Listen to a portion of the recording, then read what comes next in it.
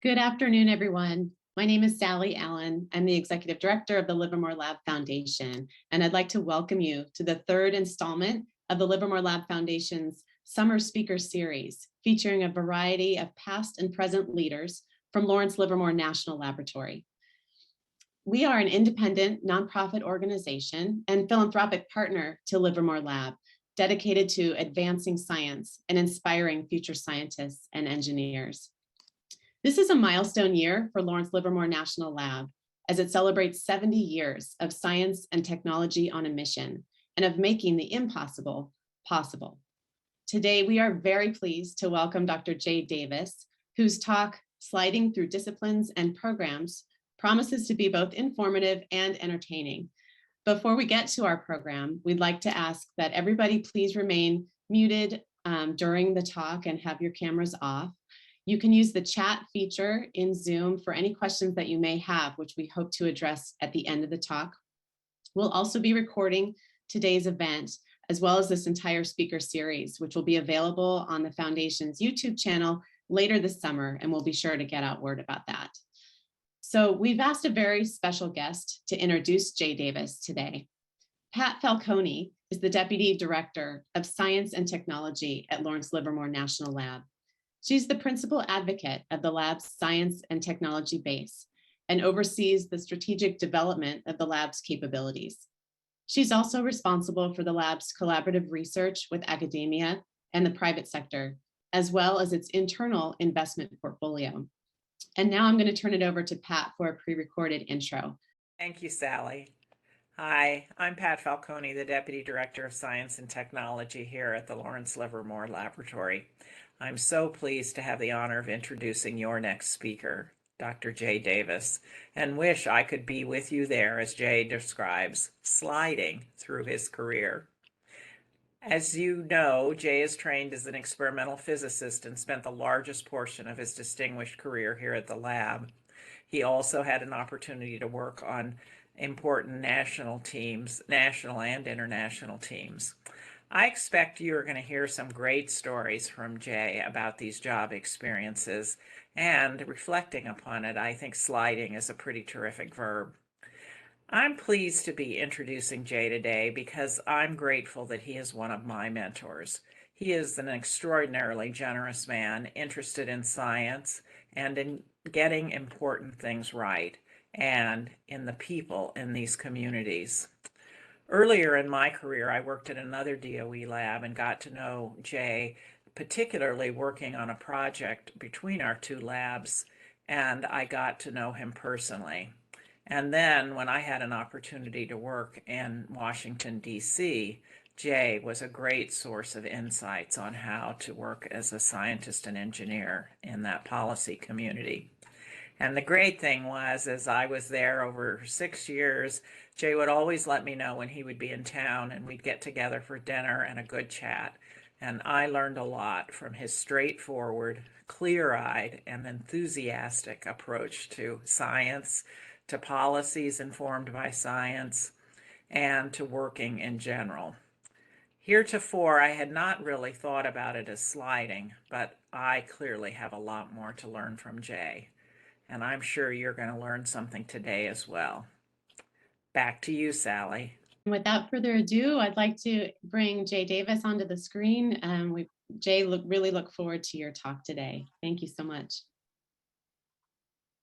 Well, thanks very much. I have Mary with me in the background to assure you that there will be some truth in everything I say. If she blows a horn, then I've drifted across a line.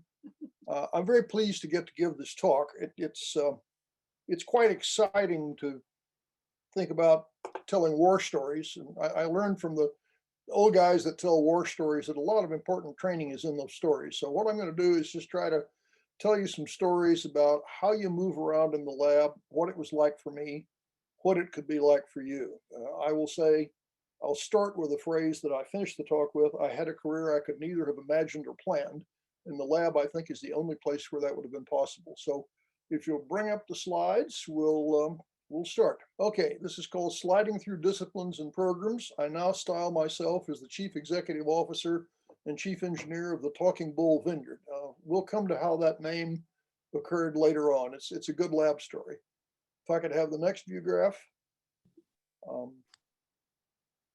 My background and training, as Pat said, were in physics. I got a BA and an MA at solid state physics at the University of Texas in Austin, thinking I was going to go into solid state physics, but I went to Madison to do nuclear physics and fell in love with the tandem Van de Graaff there and all the multiple things you could do on a small accelerator. And then I spent 2 years there as a postdoc on an AEC appointment. When I started looking for jobs in late 1960s, there just were none. The Vietnam War had sort of eaten a lot of finance funding. There were almost no academic jobs. And so after a couple of years as a postdoc, I joined the Livermore staff, for which I am eternally grateful. Livermore is a place I had a wonderful career. I would not have been a successful academic. If we go to the next visual. So here's my Livermore job list. This is what I did in 30 years at Livermore. I came in as the operations manager for the cyclograph accelerator to bring it to life, then was made project manager and chief scientist for the RTNS2 neutron sources, the most intense 14 MeV sources ever built and ever run.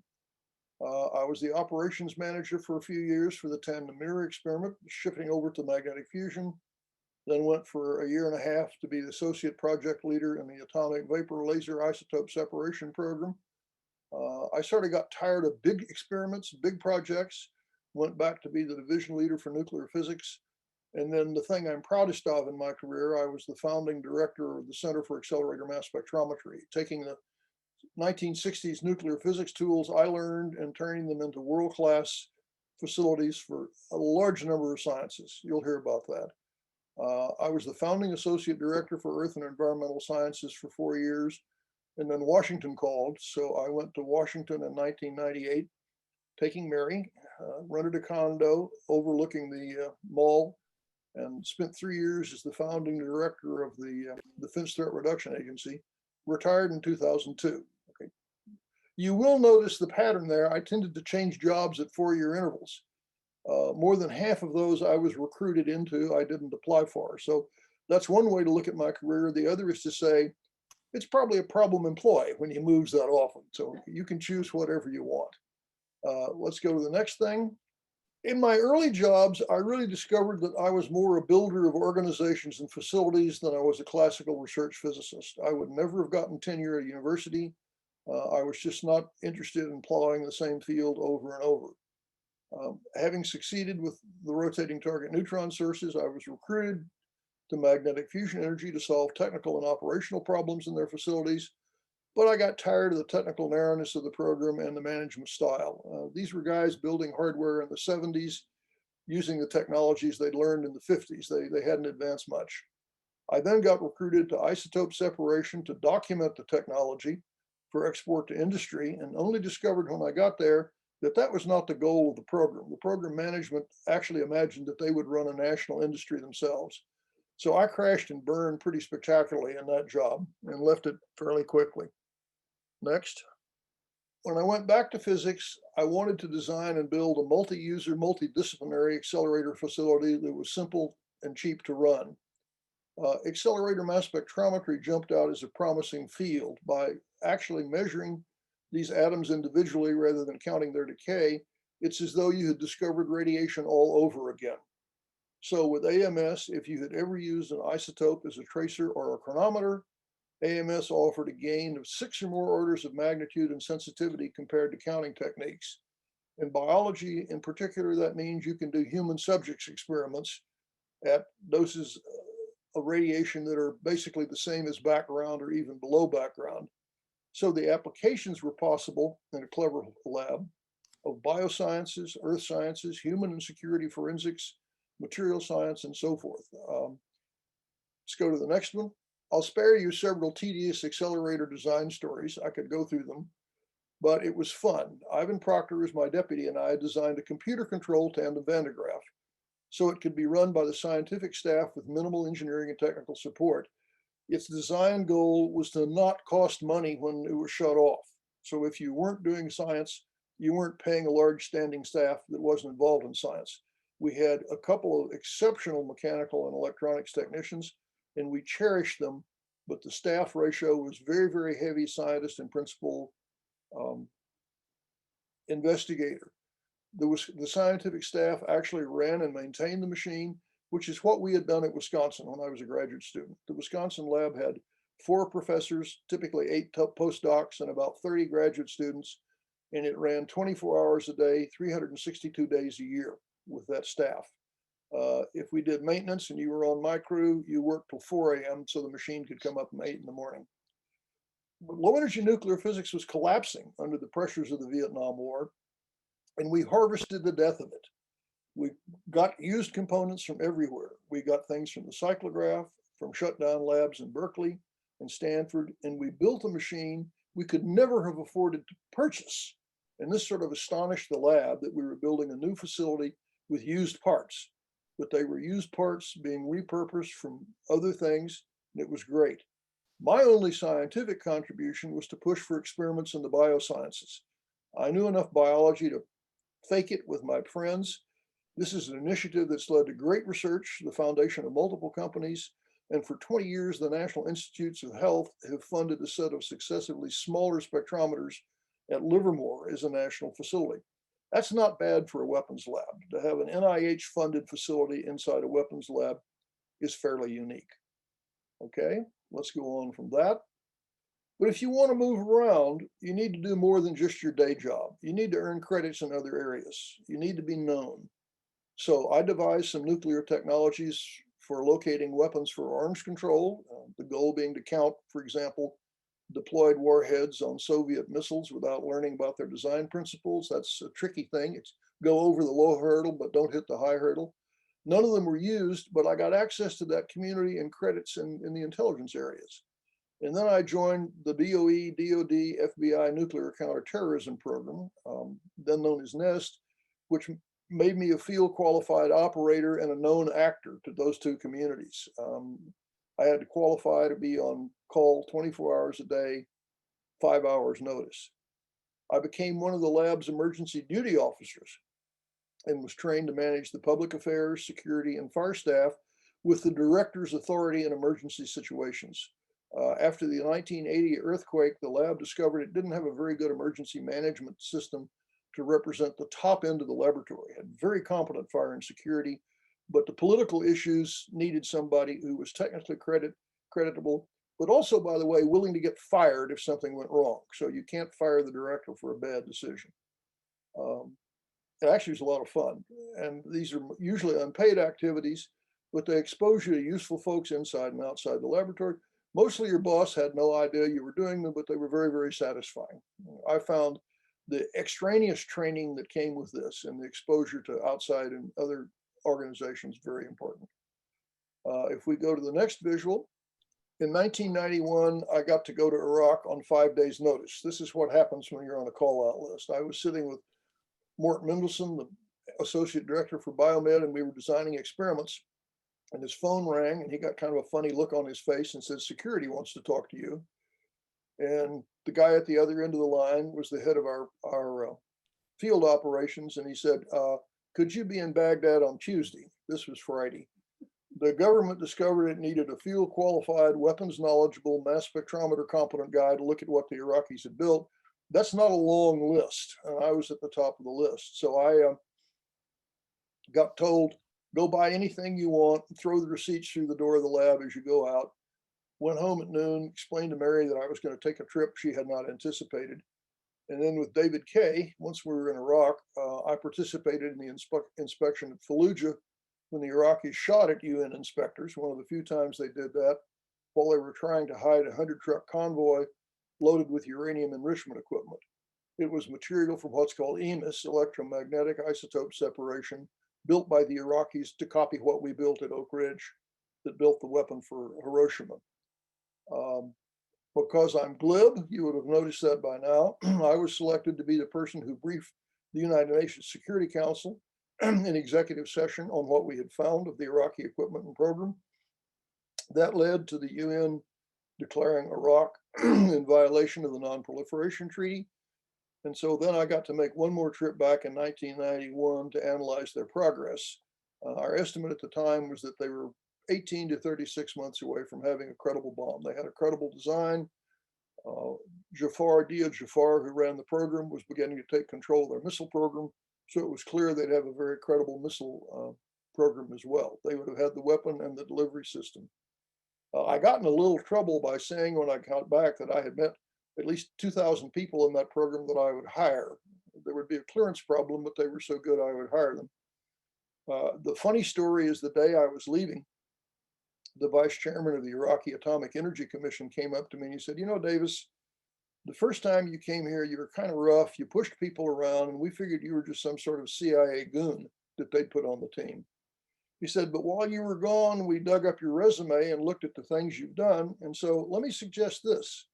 When it all blows over, why don't you take a year's sabbatical and come back here and help us design accelerator facilities? Bring your wife. Mary's reaction to that was pretty spectacular. It was a sabbatical I chose not to take. And of course, it didn't blow over. The events continued going for years. Okay, let's go to the next stage. There were some unexpected consequences of this trip. Since the UN blew my cover in New York in front of 300 members of the media, and the inspectors were supposedly not to be identified, but they identified me by name and had me take questions, I became sort of the talking head for the Iraqi inspections. I gave talks at the lab, at UC, locally and nationally. You cannot imagine how much rubber chicken I ate at Rotary and Kiwanis clubs and after university seminars and colloquia. Sadly, I never again touched the controls of the accelerator at CAMS, literally never put my hands on the controls again. However, the talk I enjoyed the most was to the UC regents, which made the then director kind of nervous. The regents had some good questions. They wanted to know, why are their employees running around the Iraqi desert getting shot at? Was this really essential to the university's mission space? And why had no one told them of these assignments or risks? That last question was pretty heavy. I enjoyed it, gave a good talk. The regents enjoyed it. I got, it's fun to talk to a really bright audience. And if you ever get the chance, the regents of the university are really bright people. So that was a wonderful dividend, an ego boost. That led to other things. If we go to the next visual. Now, when you move across lines, it also involves knowing when not to take a job. In the autumn of 1997, my mentor, Hans Mark, came to visit Mary and me. Hans had been Secretary of the Air Force, originally a Livermore employee, Chancellor of the University of Texas System, and then retired as Chancellor and stepped into being a professor of aerospace engineering. Hans came and said, well, he's going to return to Washington towards the end of the Clinton administration to be Director of Defense Research and Engineering, what's called the DDR&E. And when I joined him as the Director of DARPA, the Defense Advanced Research Project Agency. And I said, I was astonished, but I instantly refused. I pointed out that my technical skill set notably lacked experience with aircraft, missiles, sophisticated optics and computing, all of which were DARPA specialties. Had I gone to that job, I really have just been an empty suit, and that would have been terrible for the agency and horrible for me. And the Congress would have figured it out pretty quickly. Hans is unhappy, but he accepted my refusal in good graces and went away. He then came back in March of '98 to say, you've never heard of this, but there's to be a new agency called the Defense Threat Reduction Agency, and you were bred to build and run it. And from the kitchen, I could hear Mary's soft voice say, oh shit. So we were in Washington in 2 months. I tore my wife out of the house we built 16 years before and rented a condo, and we went to Washington for a three-year stay. The next visual will tell you a little bit about DTRA.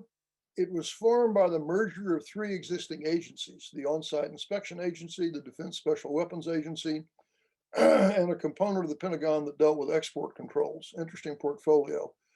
There was a lot of social work to do with these people because when they're merged, everyone feels like they're the loser and unloved. I lost my shield, I lost my flag, I may have to move out of my building, they probably take on our budget. And so there's just a lot of patting of heads and reassurance, running a very open operation so people could understand they weren't being taken advantage of. DTRA is a worldwide combat support agency, is the head of a combat support agency as a civilian. I had status equivalent to a lieutenant general or a vice admiral. Uh, DITRA spans 11 time zones and has a $2 billion budget. Now, I had that status, but you instantly need to understand you can lead, but you cannot command. Only the military can command the military. So leading by suasion and persuasion is a fine art. I loved it. I loved working with the military. And I say regularly, I miss them every day. I got so used to their culture, it was tough to come home. DITRA does all of the arms control inspections for the United States. It creates the scenarios and equipment for counterterrorism exercises, training and operations, and provides special weapon services or countermeasures as needed. While I was there, I created a national nuclear post-detonation forensics program in which the lab plays a major role. It's working one of the hardest problems there is. A bomb goes off and nobody phones in and said it was theirs. And you have to figure out who did it and what do we do next. Someone famously described this as you've been handed a cake and your job is to figure out the recipe, work backwards.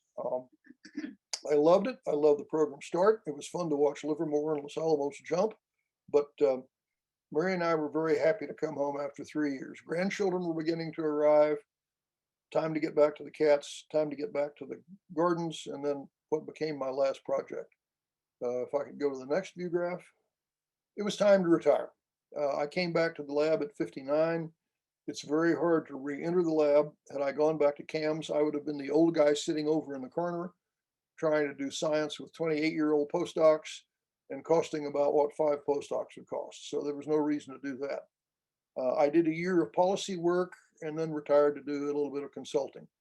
I joined a few corporate boards, went back to, I worked on the American Physical Society, DOE, and CIA study groups, and occasionally rented out as a terrorist to special forces for their planning. That was fun. Turns out my reputation is such they come looking for me when they want a mad scientist to plan things. So that was fun. But your lifetime as a consultant winds down if you're not in the Washington area, and your expertise has I think about an 18-month half-life as it decays. I finally stayed with one the longest. I served on and eventually chaired the Nuclear and Radiation Studies Board of the National Academy of Sciences. That's a real treat because it's where biology and radiation come together, both for forensic purposes, for therapeutic purposes, for diagnostic purposes, for safety purposes. It was really exciting. And again, that had about a 3-year lifetime. So I figured by 2010 I was done. Out of nowhere, the Hertz Foundation came to me and asked me to accept their presidency. So I found myself in high-powered higher education until 2015. That leads to picking 10 to 15 of the brightest young men and women in the country every year and giving them a $250,000 fellowship. It was exciting. It was humbling to be around these people. You have seen the James Webb Space Telescope's first pictures. Well, John Mather, who is the chief scientist for Webb, is a Hertz Fellow. That's all you need to know. Nobel laureate and Hertz Fellow. So this sort of leads me to you, where I am now. I'm really the old guy in the corner. I turned 80 yesterday. I now advise foundations in education and science on fundraising and strategy. I won't serve on boards, but I will help you raise money and I will critique your strategy. The Lab Foundation has been exposed to that, and I guess they could stand it because here I am with you. So if I could go on to the next slide or two, I'm about done, and we can turn it over to you for questions. Yeah, a few words about jumping boundaries. You need to offer the people on the other side of the fence some compelling no program idea and back it up with resources to try it. With BioAMS, I had willing collaborators, but I came in the door with $1.2 million in LDR funds, and that was a lot of money in 1988 and 1989 to support the initial experiments. The post-detonation forensics program was a more interesting sell. I went to the Deputy Secretary of Defense, John Hamre, who was one of my patrons in Washington, and I said, I needed $25 million to solve a problem I wasn't sure could be solved.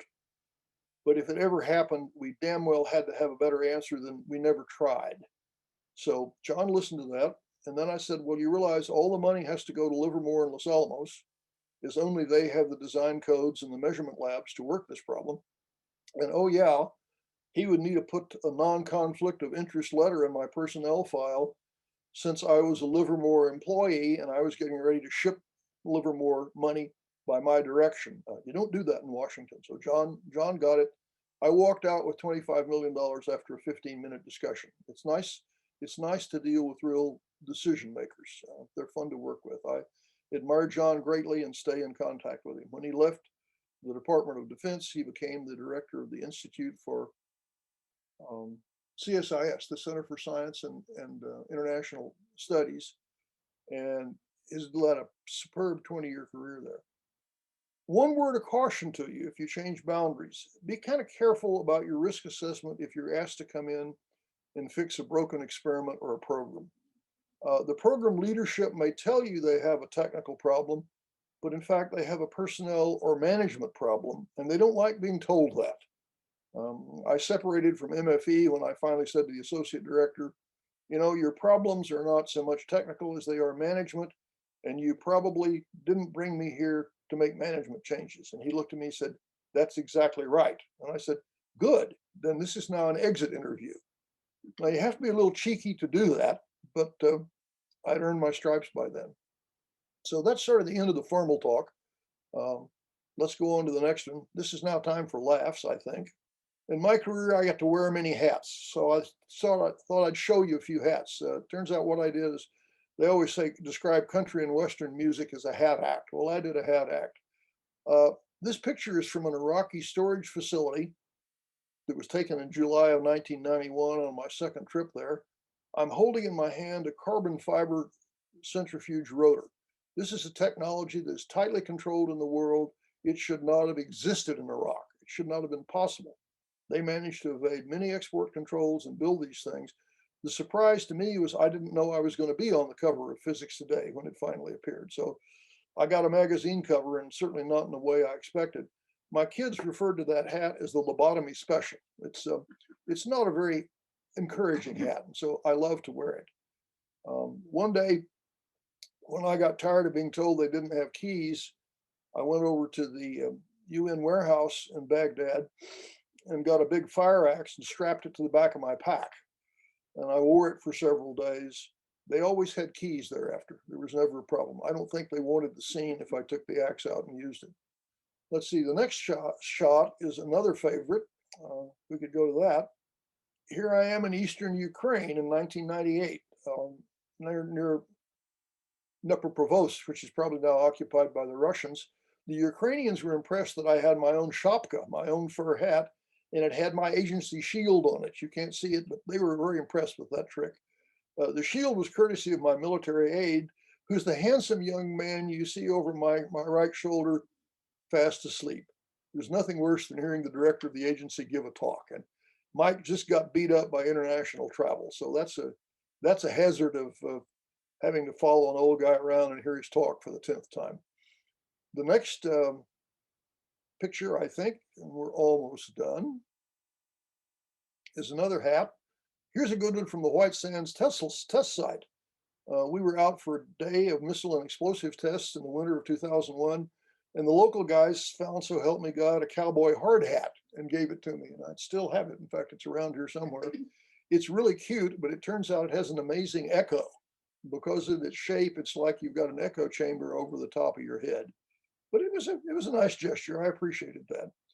And then finally, I'll show you where I am in my last hat, in my last job. Oh, I'm sorry. One more set of words. As I said, I had a career I could not have planned or even imagined.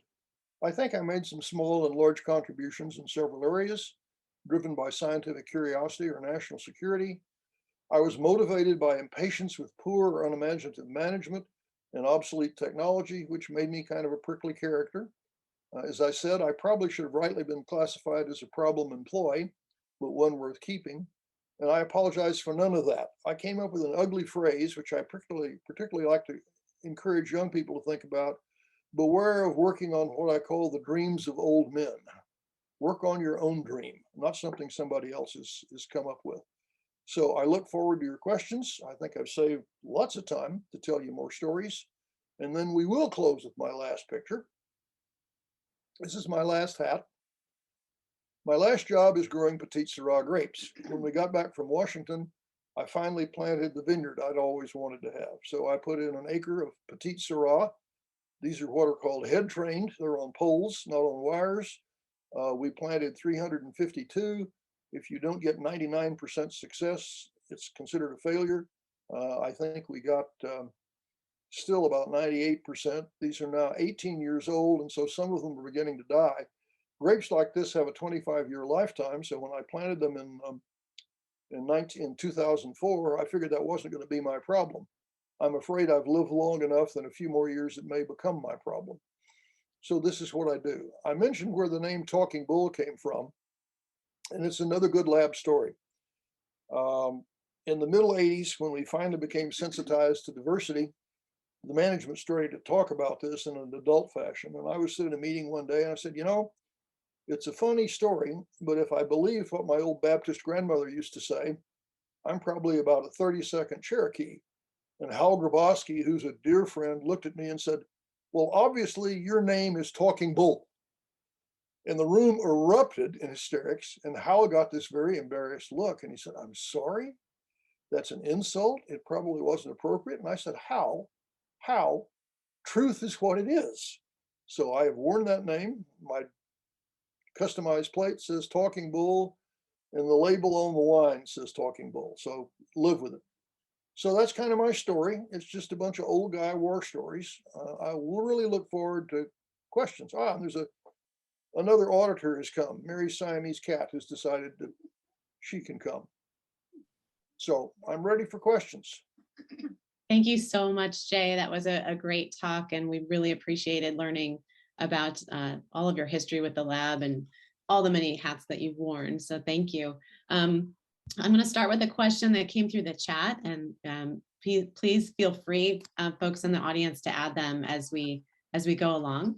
The first one is there one thing that you miss more than anything else at the lab, and is there one thing that you regret having worked on?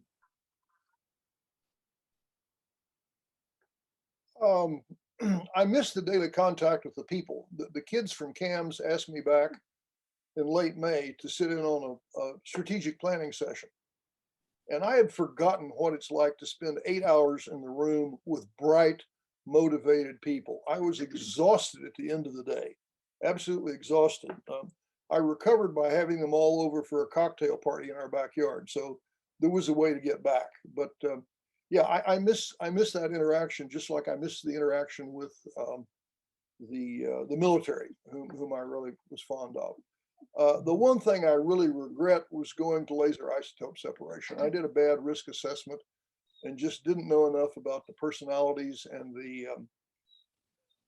technology. I obviously was not a technological player. And all those folks were not lab folks. The management all came from what I call Redondo Beach laser lizards. They came out of Hughes laser labs in Southern California, or most of them did. And they didn't care for the lab and didn't blend with the lab culture very well. And I really didn't blend with them. So that one's a bad risk assessment, but it was on my head. Great, thank you. Another question that came in while you were speaking is, which you can imagine you've been asked before, is how often did politics get in the way of the research in your experience?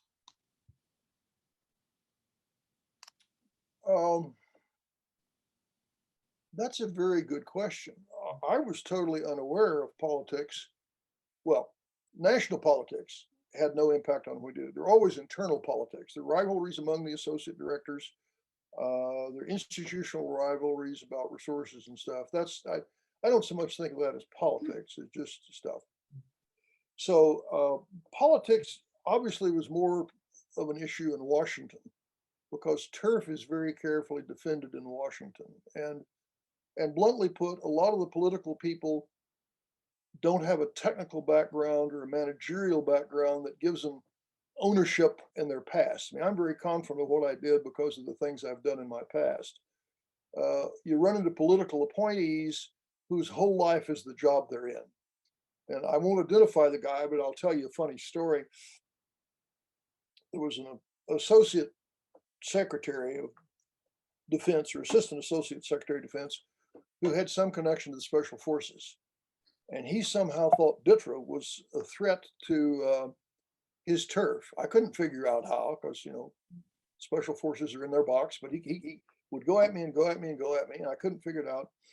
And finally, one of my bosses, who's a retired Rear Admiral upper half, been an attack boat skipper, said, Jay, don't ever pick a fight with him. And I said, why? I'm not picking a fight anyway. Why? I said, well, what you don't understand is he was Bill Cohen's divorce attorney. He got the secretary out of his first marriage. That's why he's here. I said, oh, that explains a lot.